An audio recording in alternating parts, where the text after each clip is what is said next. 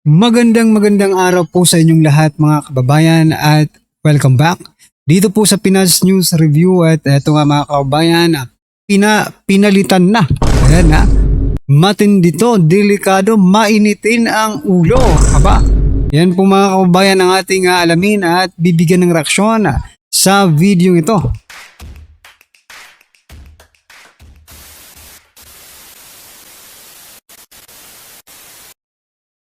So yun mga kaubayan, pasadahan po muna natin itong mga nagtitrending na balita. Nako, Senator Amy Marcos mga kaubayan, pinalitan na bilang Foreign Relation Committee Chairman, no?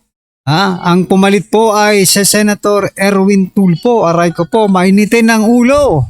At eto, pasadahan din po natin ang balita na kung saan, no? Nagbigay po ng reaksyon si dating National Security Advisor na si Professor Clarita Carlos, no?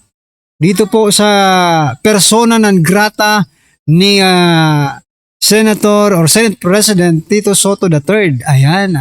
So yan mga kababayan, bago po natin simulan to, palike naman po at pa-subscribe mga kababayan. Maraming salamat po at eto nga, simulan po natin dito po sa balitang ito, no?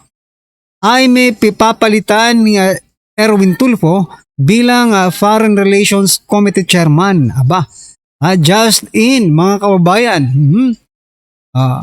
Yan po ay, ito pong balita, no? Mula po sa The Political Outlook, Amy Marcos papalitan na ni Erwin Tulfo bilang chairperson ng Foreign Relations Committee. Ayon po kay Senate President Pro Tempore Panfilo Ping Lacson. Ayan. Nako. Ano kaya ang mangyayari? Exciting ito. Bakit exciting mga kababayan? Nako po, mainitin po ang ulo eh. Pag sinabi po kasi natin foreign relation, it should be a good relationship mga kababayan. Hindi po bad relationship. Baka pag si Senator Erwin Tulfo na po ang maging committee chairman ng foreign relations, ay baka maging bad relationship na po ito.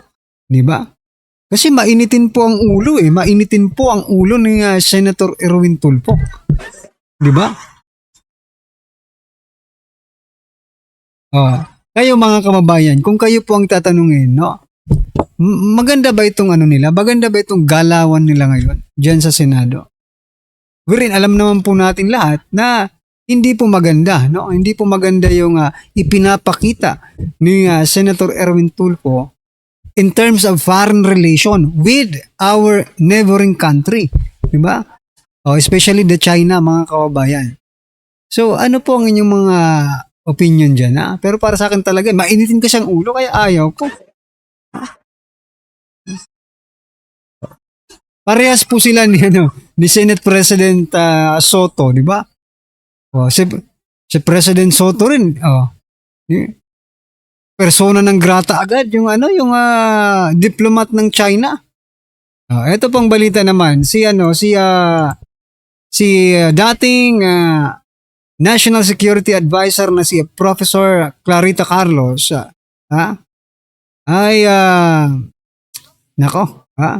sabi po dito sa balita mga kawan, please shut up, no? Pinatatahimik niya si Soto. If you do not know the implication of the term persona non grata. Pag sinabi mong persona non grata, bawal ka na, 'di ba? Bawal ka tumungtong diyan, bawal ka tumungtong ng Pilipinas, 'di ba? Delikado po kasi 'yun eh, no? Kung hindi niya napatutungtungin dito yung mga diplomat ng China, syempre gagawa rin sila ng paraan para makaganti. Paano kung ipauwiin lahat ng mga OFW from Taiwan, sakop pa kasi yan di ba? Ng Singapore, mainland China, di ba? Paano kung pauwiin yan? Saan mo pa? Kaya nyo ba? Di ba? Sabi po dito sa Luzon News Media, please shut up. Binigyang diin ni dating National Security Advisor Prof. Clarita Carlos na ang terminong persona non grata ay isang seryosong hakbang diplomatiko na hindi dapat minamadali. Oo nga. Ang babala ay tugon sa mungkahi ni Senate President Tito Soto III ay deklarang unwelcome ang isang tagapagsalita ng Chinese Embassy na ayon kay Carlos ay maaaring lalong magpadala ng tensyon sa pagitan ng dalawang bansa.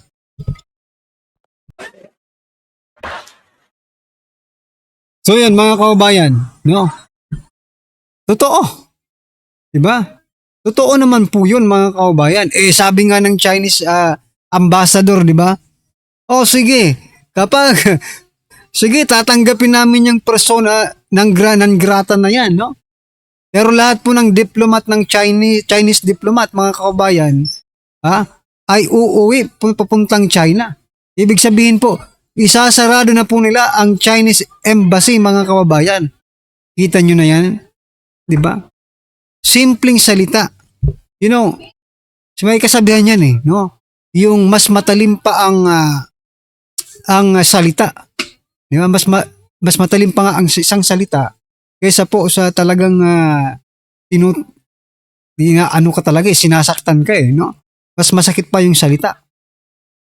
Siguro ko pa naman mga kababayan na nasaktan po ang China dito po sa sinabi ni Soto na persona non grata, no? Kaya tama po itong sinasabi dito ni Professor Carlos mga kababayan na manahimik ka na lang Senate President kung hindi mo alam yung implication, no? Madali lang kasi ang magsalita, pero no, yung implication nun mga kababayan, no? Pag nakapagsalita ka na, mahirap nang bawiin yan no? Tatatak na yan sa kanilang isipan na persona non grata po sila. Sabi ko nga nung sa nakaraang vlog natin, no? Hindi po tayo kawalan para sa China, sa totoo lang. Mas kawalan pa nga kung mawawala ang China sa Pilipinas. Bakit? No? May nabasa nga akong a comment, sabi niya, ang the God created, no, the earth and heaven, no, and the rest is made in China, or the God made earth and heaven, sabi niya, no, and the rest is made in China na po mga kababayan. Kung naintindihan lang po natin yon, napakasimple lang po ng kanyang sinasabi, pero totoo. 'Di ba? Tingnan mo, nakapaligid sa iyo, no? Mga gamit mo, no? Lahat. Bihira ka na lang makakita ng hindi made in China. Ngayon, kung wala na pong kalakalan with China, mga kababayan, ano kayang mangyayari sa Pilipinas, no? Ito talagang sasabihin natin, tangkilikin ang sariling atin, 'di ba? Pero sa panahon ngayon, it is not really effective, no? Kailangan po kasi natin ng mag-outsource, no? Outsource ang kailangan for us, no? Kahit nga budget natin di ba? Kahit nga ang budget ng Pilipinas, ina-outsource pa natin. Bakit? Hindi kasi kaya ng Pilipinas no? Hindi kaya ng Pilipinas, kaya ina-outsource natin yung mga budget natin. So, this is not a good move, no, para sa atin kung ipipersona non grata natin ang China. Yan po ay base sa aking personal na opinion mga kababayan. I don't know sa inyo kung masaya kayo na wala ng made in China sa Pilipinas, di congratulations. Pero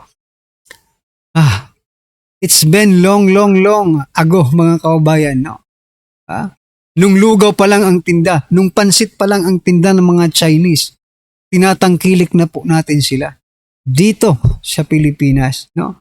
Ngayon pa kaya na halos lahat ng gamit natin sa bahay ay made in China. Diba? Anyway, depende naman po yan sa perception natin, no? Sa isang bagay, no? Kung ano man po ang inyong opinion, reaction dyan mga kababayan, just comment down below, okay? At eto, pasadahan po natin mga kababayan ang video ito na kung saan, sabi po dito, Tota Soto sinupalpal sa persona non grata. China, ipapasara ang embassy. Eto, pakinggan po natin to mga kababayan. Nako, tila sinupalpal ng mga opisyal ng Embahada ng China dito sa Pilipinas. Ito pong si Senate President Tito Soto. Ito'y kaugnay ng panukala ni Senate President Soto na ideklarang persona non grata itong opisyal ng Embahada ng China dito po sa Pilipinas. At yun nga ho ay napag-usapan niyan sa Senado at kung saan ay ipinaaral na yan kasi dahil sa talagang pinanggigilan ho no, ng ilang mga senador, ito hong opisyal o Chinese ambassador dito po sa Eto mga kababayan, no, ang nakikita ko po dito, no, dito po sa pagbira nila sa China, sa Chinese embassy, sa diplomat po ng China, sa ambassador po ng China. Ito, big time kasi, no? Big time issue para makalimutan, ma-divert na po nating lahat yung issue po sa flood control scam na ito, no? Kasi ngayon tingnan nyo, nakafocus na naman po ang taong bayan, no? Dito po sa tawag dito sa tawag diyan nandito sa dila pero di ko mabigkas mga kababayan, no? Nakatutok na naman po ang atensyon ng taong bayan dito po sa China and Philippines, no? Na kung saan nadadivert nga ang ating atensyon na pupunta na dito sa issue ito instead na mag-focus tayo dito po sa flood control scams na ito, diba? Na malapit na po lumabas kung sino po ang mastermind, diba? Wala na. Ano nang nangyayari? Blue Ribbon Committee, walang balita natin. Parang wala na yata eh. ICI, anong balita? Parang wala rin mga kababayan. Seryoso ba kayo? Anti-corruption ba talaga kayo? No? Tapos itong mga dilawan, sinasabi nila, we are the anti-corruption champions. Nasaan kayo? Mag-ingay naman kayo, mas maingay. Tingnan mo, si Kiko Pangilinan, no? Risa Hontiveros, mas maingay pa pagdating po sa issue ng China kaysa po sa mga nagaganap na korupsyon sa ating bansa. Tapos sinasabihin nila, they are the anti-corruption champions, di ba?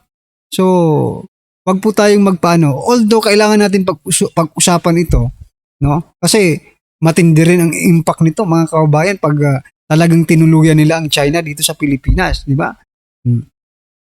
Matindi pong impact niyan. Ha? Kasi gaya nga ng sabi ko kanina, di ba? In terms of economy, sa ekonomiya mga kababayan, no? Kailangan sila eh. Hindi pwedeng hindi sila talaga maging parte ng Pilipino. Mga kababayan, mahirap. Pilipinas. Pero dito ho ay parang binaraho, sinupalpal, binutata ng Chinese ambassador, ito pong si Senator Soto, dahil lang sabi niya ay dito ho sa Pilipinas, iisa lamang ang may kapangyarihang mag-utos na umalis ang ambassador at iyon ay tanging ang Pangulo ng Republika ng Pilipinas.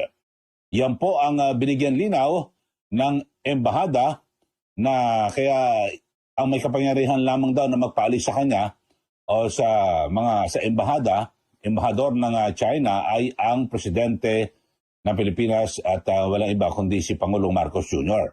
So ito ay tila binara at sinupalpal, binutata ng Chinese ambassador, ito pong si Senator Tito Soto. Feeling po kasi ni Soto, presidente na siya, no? Baka nagpa-practice mga kababayan kasi nga po, 'di ba, i-impeach si president. I-impeach din nila yung vice president. Sino pang magiging presidente? Di siyempre, yung Senate president. Baka nagpa-practice na po itong si Soto na magdesisyon, ang gumawa ng kanyang sariling foreign policy mga kababayan.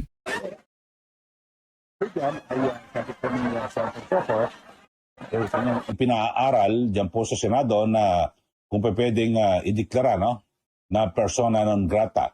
Ito pong ambassador ng China dito po sa Pilipinas. Ibig sabihin yan, kapag nadeklara, ay dapat nang lumaya sa Pilipinas. Pakinggan ho natin ito hong naunang panukala ni Senate President Tito Soto. Before anything else, allow me to first associate myself with the manifestations of the principal sponsor, Senator Pangilinan, and the other sponsors and our colleagues. Secondly, yes, we will be perhaps studying the resolution, but in the same light, I suggest that we study the possibility of declaring that particular person a persona non grata. And that is very, very serious when the Senate does that. So I suggest that the Committee on Rules study the possibility. Yan po ang payag ni Senator So, nabigkas po or na sabi po ni Soto na this is serious, no? O, kung serious matter po yan, mga kabayan, dapat, no? Baka dapat bago nyo pinakawalan yung mga salitang yan, dapat seryoso din po kayo at pinag-aralan nyo po kung ano po ang magiging impact nito, ha? Sa ating lahat, mga kababayan, no? Minsan kasi, eto yung mga senators natin, minsan kasi, nagde-decide sila, nagde-decision po sila ng pansarili lang, no? Na pansarili lang talaga nila. Hindi nila iniisip yung mga kababayan natin sa ibang bansa, nasakop ng China, kung ano mangyayari sa kanila, kung isara yung, di ba? Kung nakuha nga nilang i-persona, kung nakuha natin, for example lang, na i-persona non grata yung Chinese embassy, no? How about kung gawin din yon sa iba't ibang sakop ng China, no? Like for example, Singapore, Taiwan, and other countries, no? Paano kung ganun din ang gawin, no? O persona non grata din yung Philippine Embassy. O. Nagigits niyo mga karabi natin. Malaking problema to. This is not only a personal, problem, Soto. Kasi parang nakikita ko parang personal lang ninyong, kung tingnan niyo yung problema ng China at saka Pilipinas, parang personal no? Wag. Isalin niyo naman yung mga kababayan natin, isalin niyo naman yung taong bayan sa usaping yan, no? Malaki po kasi ang impact niyan no? Yan po ay opinion lang natin base sa ating nakikita, ha? Kasi yun talaga ang, kung nakuha nga natin na i-persona non grata, bakit hindi nila, di ba, bilang gante, i-persona non grata din yung embahada ng Pilipinas. Di ba? So, it is not, for me at opinion lang po ito, no? It is not a good decision, Senate President Tito Soto, no?